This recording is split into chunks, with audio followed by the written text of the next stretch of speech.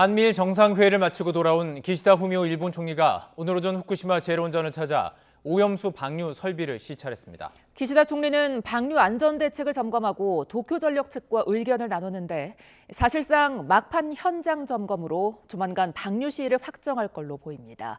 도쿄 현지 연결합니다. 김세호 특파원. 네, 도쿄입니다. 기시다 총리가 오늘 후쿠시마 재래원전을 방문했다 이렇게 전해지고 있습니다. 이제 방류 시점을 결정할 때가 됐다 이렇게 받아들여도 될까요?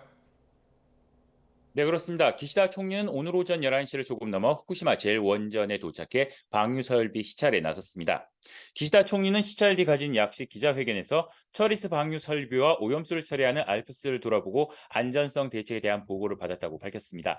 알프스 방류에 대해서는 장기에 걸쳐 안전성 확보와 풍문 피해 대책과 관련해 도쿄전력이 긴장감을 갖고 대처하기를 당부했다고 전했습니다. 그러면서 국제사회에서도 IAEA의 보고서 내용을 포함해 과학적 근거로 투명성을 가지고 정중히 정보 발신을 하겠다는 입장을 되풀이했습니다.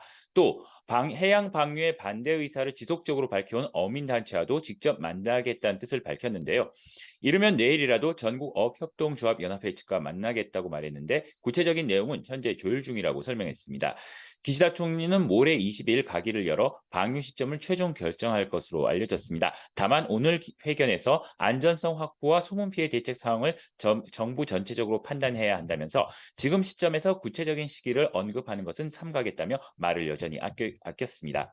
기시다 총리는 중국 등 국제사회 반발에 대해서는 정부 홈페이지와 SNS 등 여러 방법을 통해 방류의 안전성을 적극 설명해왔다고 말했습니다. 그러면서 과학적 근거가 없는 부분은 반론해왔고 그 결과 냉철한 판단이 국제적으로 확산하고 있다며 오염수 방류 정당성이 국제적으로 인정받고 있다는 점을 강조했습니다. 네, 이번 한미일 정상회담에 대한 일본 각계 반응은 어떻습니까? 네, 일본 주요 방송과 신문들은 이번 한미일 정상회담을 통해 세 나라가 안보 협력을 강화하는 계기를 마련했다고 일제히 평가했습니다. 특히 삼국 정상이 한미일 파트너십의 신시대를 선언한 것에 의미를 부여하면서 중국과 북한의 동향을 염두에 두고 한미, 미일 동맹과의 전략적 연계를 강화하기로 한 점에 일치했다는 점을 부각했습니다. 또 자위대와 한미 양국군의 공동훈련의 정례화, 북한의 미사일 정보 즉각 공유 체계 본격 가동, 반도체 공급망과 관련한 정보 공유 체계 구축 등을 주요 성과로 꼽았습니다. 다만 일본 언론들은 타이완 문제와 중국에 대한 태도 등에서 각국의 견해차가 확인된 만큼 앞으로 중국에 대한 대응의 실효성을 얼마나 확보할 수 있을지가 과제라고 지적했습니다. 이런 가운데 일본 언론들은 오염수 방류와 관련한 윤석열 대통령의 언급을 주목했는데요. 윤 대통령이 오염수 방류와 관련해 IAEA의 조사를 신뢰한다고 한 발언을 집중 보도했습니다.